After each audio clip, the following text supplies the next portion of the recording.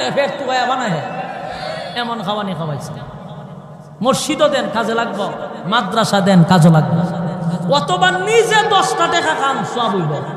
তো নিজের শরীরটা দিচ্ছেন, আরেকবার খাওয়াইতাম কেন? আল্লাহর ওলি যদি খাইতো তাও মনটারে বুঝাইতাম, খা দেবে কথা হয় না। আমার কথা যদি বিশ্বাস না করে, আজকে তো কেল্লাসার দরবারের কাছাকাছি, ওইখানকার মানুষটি জিগাই না রে হইব বলে হয় এখানে একটা খাদিম গোষ্ঠী আছে। কয়েক বছর পরে পরে একটা ডাক হয়, ডাক হয়নি? এটা কি ব্যবসার জায়গা? মাজার কি ব্যবসার জায়গা? এইটা করলে একটি সমস্যা কথা হয় না। আর জায়গায় জায়গায় লাল নিশান উড়াইয়া এই শুরু করে দিছে। বাবারে অলির বিরুদ্ধে না, জায়গায় জায়গায় লাল নিশান কেন উড়াই? এটা ব্যবসা বানাইছে, খাদেমরা ব্যবসা বানাইছে। কথা এখন ঠিক নেই।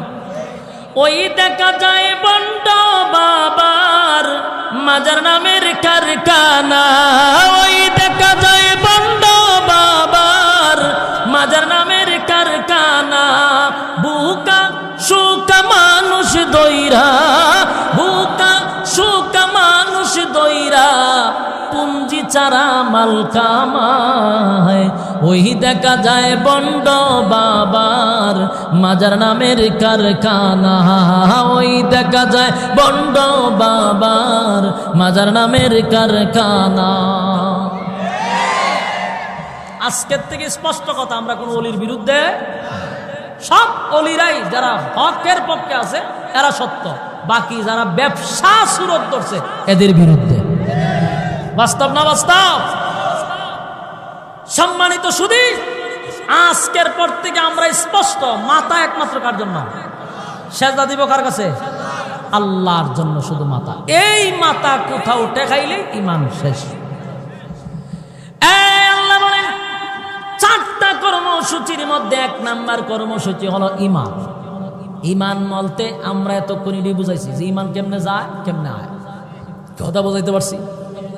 ইমান কেমনে যায় জানি না। অনেক সময়ের জন্য আল্লাহ ইমানদার কি বলে, ইমান আনতে হবে।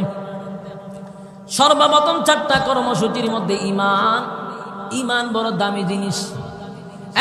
জীবন চলে গেলে জীবন পাবি পরকালে, কিন্তু ইমান চলে গেলে ইমান পাবি না পরকালে।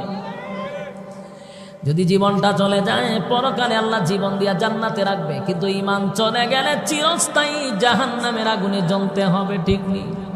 এই জন্য 1 নাম্বার হলো ইল্লাল্লাযীনা আমানু, 1 নাম্বার ইমান, 1 নাম্বার ইমান। 2 নাম্বার হলো ইল্লাল্লাযীনা আমানু ওয়া আমিলুস সালিহাত, 2 নাম্বার হলো নেক আমল, 2 নাম্বার হলো নেক আমল। বলুন নেক আমলের দরকার আছে? কথা কয় না? নেক আমলের প্রয়োজন আছে গো।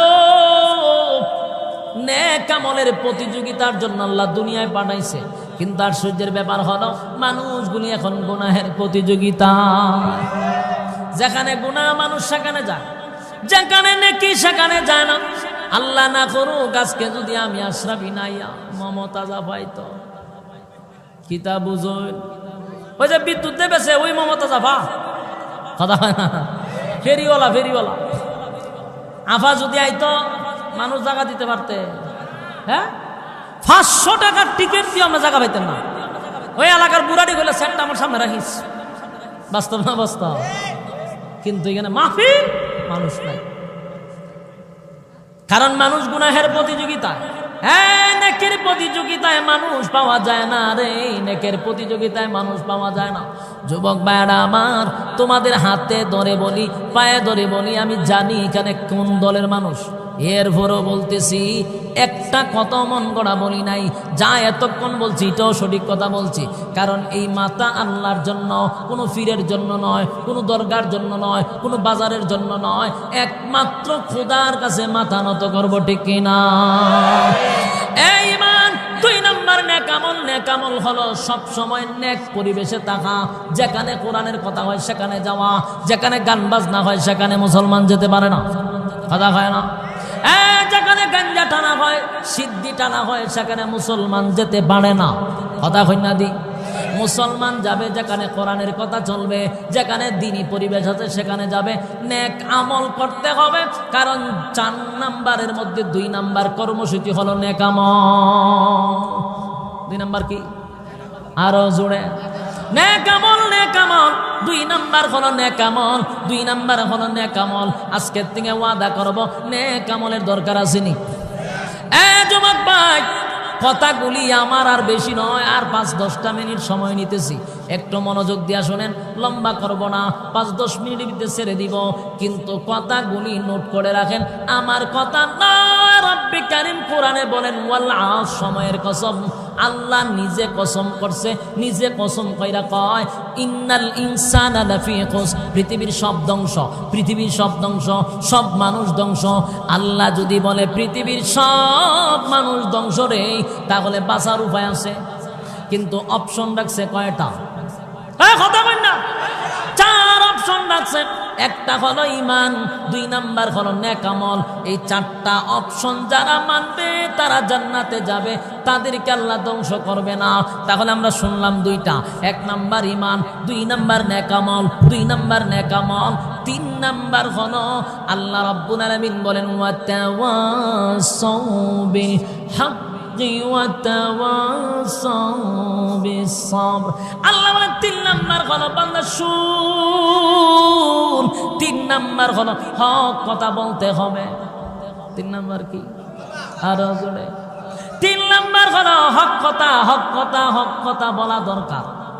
আমরা মনে করি হক কথা তো হুজুররা কইব, হক কথা তো ইমাম সাহেবরা কইব, হক কথা তো খতিব সাহেবরা কইব। আল্লাহ কি ইমাম আর খতিবরে বাইটা দিছে? কথা কই না দি। আল্লাহ বলেন কর্মসূচি 4টা, সমস্ত মুসলমান নর নারীর উপরে 4টা কর্মসূচি। 4টা কর্মসূচির মধ্যে 3 নাম্বার হলো হক কথা। হক কথা কিন্তু এটা করল্লার চেয়েও তিতা। করল্লার জুস খাইছেননি?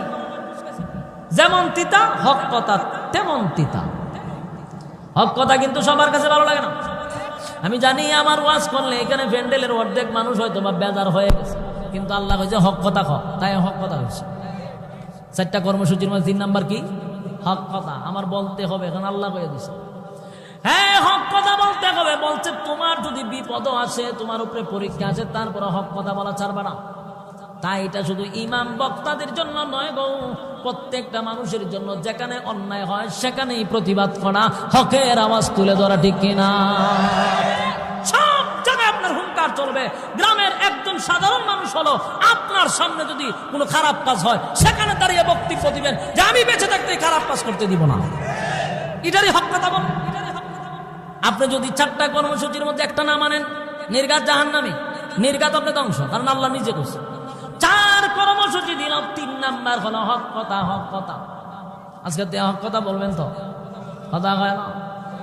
4 নাম্বার হলো ওয়া তাওয়াসাউ বিস সাবর।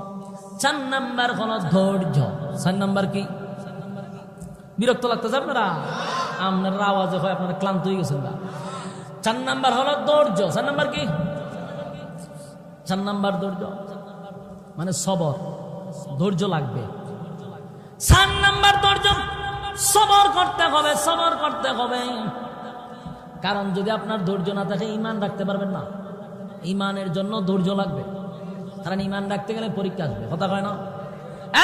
ফিলিস্তিনের উপরে পরীক্ষা শুরু হয়ে গেছে। মার সামনে সন্তানকে গুলি করে মারতেছে, বাবার সামনে সন্তানকে গুলি করে মারতেছে। মা সন্তানের লাশ বহন করে গুরুস্থানে নিয়ে যায়। চোখের সামনে মার সামনে সন্তান মারা, সন্তানের সামনে মাকে পাখির মতো গুলি করে মারতেছে। ইমানের পরীক্ষা শুরু হয়ে গেছে রে মুসলমান। তাই ইমানের পরীক্ষা চলাকালীন অবস্থায় ধৈর্য লাগবে। কি লাগবে? ধৈর্য ধারণ করতে হবে। যার ধৈর্য আছে তার ইমান আছে, যার ধৈর্য আছে তার মধ্যে নেক আমল আছে। নেক আমল করতে গেলেও ধৈর্য লাগে, এবার হক কথা বলতে গেলেও ধৈর্য লাগে। কথা হয় না? হক কথা বললে আপনার উপরে বিভিন্ন জায়গার থেকে তুফান আসবে, বিভিন্ন কথা আপনার শুনতে হবে, হয়তো বা খাসার ভিতরে থাকতে হবে, কিন্তু আপনার ধৈর্য ধারণ করতে হবে। কথা হয় না?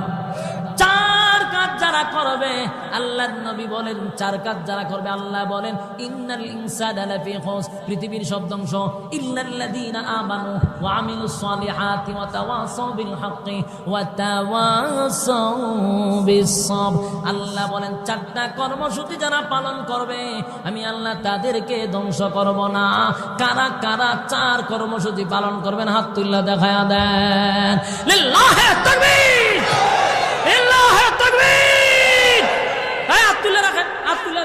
বলেন 4 কর্মসূচি কারা পালন করবেন? 1 নাম্বার ইমান, 2 নাম্বার নেক আমল, 3 নাম্বার হক কথা, 4 নাম্বার ধৈর্য, 4 নাম্বার ধৈর্য। মাশাআল্লাহ আল্লামা আপনারা 4টা কর্মসূচি পালন করবেন। যদি পালন করেন মাহফিল ওয়ালারাও সাকসেস, বক্তাও সাকসেস। ঠিক নেই? এই মানুষের মধ্যে যদি একজনও 4টা কর্মসূচি পালন করে আমি আশরাফির জিন্দেগি ধন্য হয়ে যাবে। ঠিক নেই? একজনও যদি মানে, সম্মানিত শুধু আপনারা এতক্ষণ সময় ধৈর্য ধারণ করে বসে রয়েছেন, আমি আপনাদের সামনে যতটুকু পারছি 4টা কর্মসূচি আপনাদের কাছে দিয়া গেছি। শেষ কথা হলো মোনাজাতের আগে, এটাও তো ব্রাহ্মণবাড়িয়া জেলা পড়ছে, আমার একটা বিষয় প্রত্যেক জায়গায় এখন বলতেছি, এটা হলো আমার মাদ্রাসা আলহামদুলিল্লাহ আমার এলাকায় চালু হয়েছে, আমার মাদ্রাসায় ভর্তি চলতেছে।